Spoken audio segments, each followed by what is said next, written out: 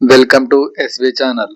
జాతీయ గీతం జనగణమన, జాతీయ గేయం వందే మాతరం ఆలపించడంపై కేంద్రం తాజా మార్గదర్శకాలు జారీ చేసింది.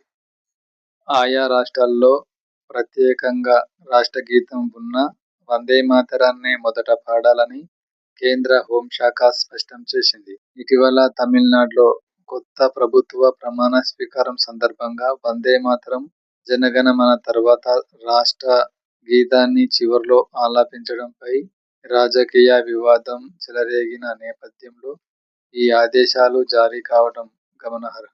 తాజా ఉత్తర్వుల ప్రకారం జాతీయ గీతం, జాతీయ గేయంతో పాటు రాష్ట్ర గీతాన్ని కూడా ఆలపించే ఆనవాయితీ ఉంటే ముందుగా వందే మాతరం, జనగణమన ఆలపించాక రాష్ట్రగీతం పాడాలి.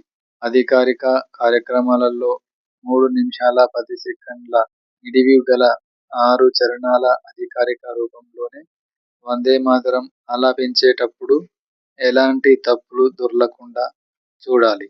అధికారిక లిపిని, పద వినియోగాన్ని ఎట్టి పరిస్థితుల్లోనూ మార్చకూడదు. ఎస్వి ఛానల్ను లైక్ చేయండి, షేర్ చేయండి, సబ్స్క్రైబ్ చేయండి.